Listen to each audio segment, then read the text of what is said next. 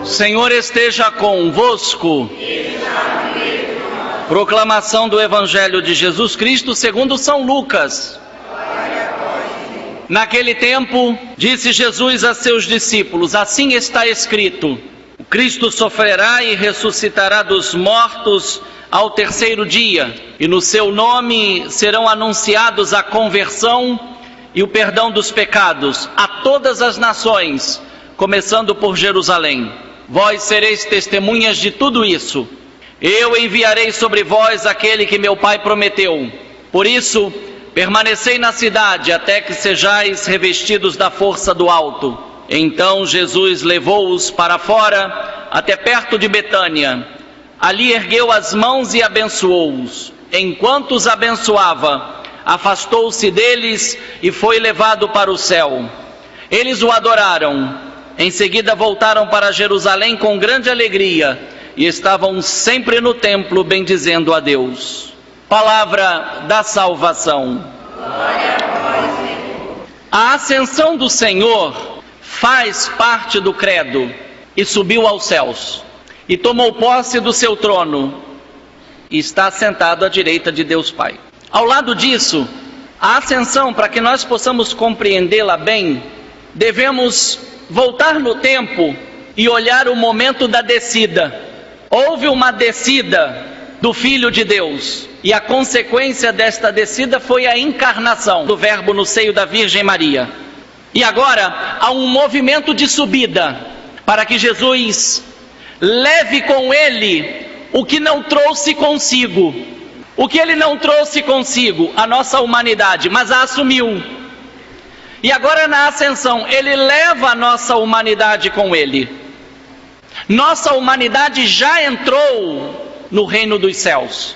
E entrou na carne glorificada, ressuscitada de Jesus. Por isso a primeira oração de hoje diz que a ascensão do Senhor já é nossa vitória. Bom, se é nossa vitória agora, precisamos tomar posse.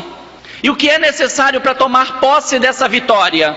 Paulo nos diz na segunda leitura, quando Paulo, escrevendo aos Efésios, pede a Deus que ele abra o coração e conceda discernimento e a graça do conhecimento de Jesus Cristo, para que eu e você possamos tomar posse dessa vitória que a primeira oração anuncia. Eu e você, então, precisamos de esclarecimento da fé. E eu aproveito para mostrar uma coisa muito interessante a vocês. Existem na vida de Jesus 3 situações que acontecem depois de 40. No início, depois de 40 dias, Jesus foi apresentado ao templo e Maria passou pela purificação. Durante 40 dias, Jesus esteve no deserto sendo tentado pelo diabo e venceu. E agora, depois de 40 dias após a sua ressurreição, ele ascende aos céus. 3 vezes o número 40, 3 modos de indicar a perfeição. Nós temos uma certa dificuldade, porque quando pensamos na ascensão, e as próprias leituras disseram isso, Jesus não está se afastando dos seus. Celebrar a ascensão não significa celebrar um ato de tristeza. Jesus foi embora. Ele mesmo tinha dito que era necessário. Ele disse: é necessário que eu vá, porque se eu não for, não virá o Paráclito. Então, hoje, eu e você, aqui, celebrando a ascensão do Senhor, devemos ter os olhos sim postos no alto, porque a primeira leitura disse que eles guardavam para o alto, mas a gente não pode ficar guardando sempre o alto. 2 homens vestidos de branco apareceram e recolocaram os apóstolos no caminho. E no Evangelho, Jesus diz: permanecei na cidade até serdes revestidos do poder do alto. Se por um lado a ascensão marca o fim da missão de Jesus, e qual foi a missão de Jesus? Nos devolver a Deus Pai redimidos, nos conceder novamente a liberdade e a graça. E agora eu e você precisamos aprender a andar nessa liberdade e a vivermos desta graça. Mas para eu e você andarmos nesta graça, vivermos nesta graça, andarmos nesta liberdade, precisamos do dom do Espírito Santo. Nossa igreja é particularmente honrada com isso, porque está dedicada ao Divino Espírito Santo. Mas lamentavelmente muitos de nós temos pouca familiaridade e pouca intimidade com o Espírito Santo. O Espírito Santo foi necessário, olha que coisa interessante, só aconteceu a encarnação porque o Espírito Santo estava lá. Não foi isso que o anjo disse a Maria? O Espírito de Deus estará sobre ti, o poder do Altíssimo te cobrirá com a sua sombra. Vamos para o deserto. Jesus venceu o inimigo no deserto, por quê? Porque o Espírito Santo conduziu ao deserto. E agora Jesus volta para o Pai para nos dar o Espírito Santo, para nos ensinar um modo novo de viver na graça de Deus e na liberdade que Deus nos concede. Quando Ele deixa os céus para se encarnar, Ele não deixa a glória do Pai, Ele permanece unido ao Pai, porque eu e o Pai somos um. E agora, Jesus ascendendo aos céus não nos deixa, mas permanece conosco de um modo singular. Onde 2 ou 3 estiverem reunidos em meu nome, eu estou no meio deles. Uma certeza de sua presença. E mais, Ele quis ficar entre nós de forma sacramental. Tomai e comei é meu corpo, tomai e bebei é meu sangue, fazei isto em memória de mim. Mas só é possível experimentar esta presença eficaz de Jesus na nossa vida, que continua nos dando liberdade e nos dando a graça, se estivermos debaixo da unção do Espírito Santo. Então, agora a gente precisa entender duas coisas. Primeira coisa, todos nós temos aspirações. Ou alguém aqui não tem aspiração nenhuma? Todos nós temos aspirações. Isto é, existe em nós um desejo de elevação do nosso ser. Ora, este desejo de elevação do nosso ser não pode ser confundido com mania de grandeza. Mania de grandeza nos prende nessa vida. Agora, este desejo de ascensão nos faz querer aquilo que nós consideramos sublime, o bem sublime, a justiça sublime, a verdade sublime, o amor sublime, a felicidade sublime. Esta aspiração por aquilo que é sublime na minha vida e na sua, a gente deu o nome de Deus. E a concretização do sublime entre nós recebeu o nome de Jesus. E a relação que existe entre o Pai, que é a fonte de tudo que é sublime, e o Filho, que assume tudo que é sublime, realiza tudo isso entre nós, tem também um nome, é o Espírito Santo. De tal modo que a primeira coisa é fazer esta justa distinção entre este desejo de ascensão ao que é sublime, e que deve ser distinto de nossa mania de grandeza. A segunda coisa é que nós muitas vezes vivemos uma vida de apego nesta existência. Estamos apegados a coisas, estamos apegados a pessoas, estamos apegados a situações de conveniência, e nossa existência oscila entre essas duas realidades. Ao mesmo tempo em que existe em nós este desejo de ascensão, eu e você também experimentamos muitas vezes o rigor de nossa prisão nesta terra. Então, Jesus levou-os para fora. Sabe o que é isso? Êxodo. Foi isso que Deus fez com os filhos de Israel. Levou-os para fora do Egito. E agora Jesus repete esta ação libertadora e leva para fora. Nós poderíamos pensar pelo contexto, leva para fora de Jerusalém, mas os próprios discípulos vão voltar para Jerusalém e vão voltar alegres.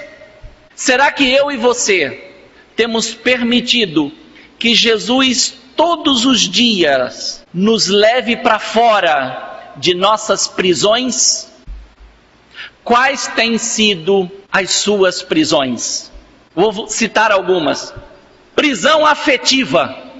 Prisão afetiva. Existem pessoas que estão prisioneiras de seus afetos. Prisão emocional. Existem pessoas que estão presas em suas emoções. Prisão das vontades. Muitos de nós estamos presos em nossas vontades mal direcionadas nessa vida. O texto diz que Jesus os levou para fora, os libertou. Hoje aqui eu e você podemos fazer também nós uma experiência de libertação. Libertação de tudo aquilo que nos oprime. O que tem oprimido você? O que tem angustiado você? O que tem gerado tristeza no seu coração? O que não tem permitido que você caminhe na liberdade? Mas para que esta experiência de libertação aconteça na minha vida e na sua, nós temos que dar a Jesus o direito de nos levar para fora. Enquanto eu e você continuarmos querendo ditar para Jesus em nossas orações o que Ele deve fazer por nós, eu e você não experimentaremos a verdadeira liberdade. Esta semana, ela é marcada como uma semana de oração pela unidade dos cristãos. A verdadeira liberdade só acontece na unidade. Pensa na sua família. Sua família é unida? Se a sua família não é unida, falta liberdade dentro da sua casa. Onde não há liberdade, onde não há unidade, há fraquezas e fragilidades. Sua família é forte ou frágil? Imaginem vocês, os discípulos têm que fazer a experiência de ter que deixar Jesus e ir embora. Porque Jesus disse para eles que era necessário. E eu e você também precisamos nos dar conta que eu e você também precisamos deixar e ir embora de nós tudo aquilo que tem nos impedido de caminhar na presença de Deus. Peguem o Evangelho de novo. Logo no início. Assim está escrito: o Cristo sofrerá e ressuscitará dos mortos ao terceiro dia, e no seu nome serão anunciados a conversão e o perdão dos pecados a todas as nações, começando por Jerusalém. A ascensão do Senhor nos provoca conversão. Conversão não é simplesmente abandonar o que é errado, é pouco. Conversão é mudar de rota, mudar de caminho. Na maioria das vezes, eu e você não estamos seguindo aquele que disse para mim e para você: eu sou o caminho, a verdade e a vida.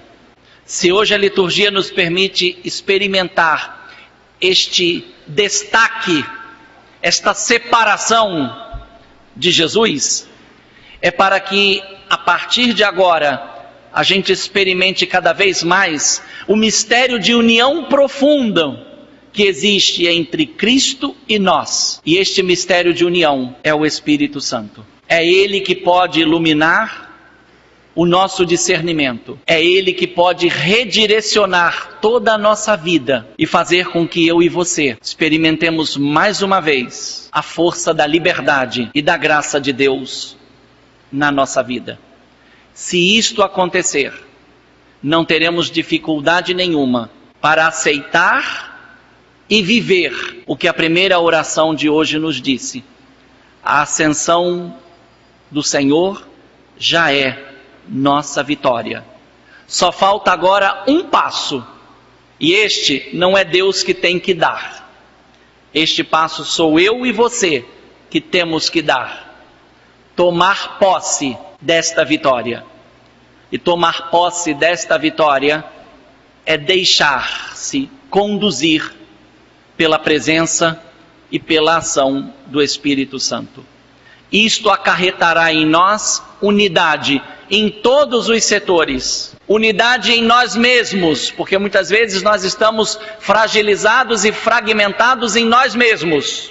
E levamos esta fragmentação e essa fragilidade para dentro de nossas famílias, para o nosso local de trabalho, para a igreja, para a sociedade, para o mundo. Por isso estamos vivendo uma época de fragmentações, porque o ser humano está fragmentado, está fragilizado nos seus afetos, está fragilizado nas suas emoções, está fragilizado nas suas opções, está fragilizado na sua equivocada opção nessa vida. Porque se eu e você dermos a quem quer que seja, ou a qualquer coisa que seja, o lugar de Deus na nossa vida, nunca experimentaremos a força do seu amor. Mas no momento em que nós dermos a Deus o mínimo de abertura, experimentaremos a eficácia desta presença de Deus na nossa vida. Que o Espírito Santo nos dê este discernimento, este conhecimento, esta vontade, desta profunda aspiração por aquilo que é sublime. E termino. O Senhor esteja convosco. Já tomou posse disso? Ou é da boca para fora? Ele está no meio de nós. E onde 2 ou 3 estão reunidos em seu nome, Ele está. Corações ao alto. Verdade? Ou está na panela de feijão que você deixou no fogão? Ou está em alguém? Ou está em alguma coisa? Cuidado, nós estamos passando mais tempo na companhia do celular do que na companhia das pessoas. Todo afastamento das pessoas indica diretamente um afastamento de Deus. Toda aproximação às pessoas indica diretamente uma aproximação a Deus. Eu não posso verificar a sua vida, eu só posso verificar a minha, e você pode verificar a sua. De que lado você está?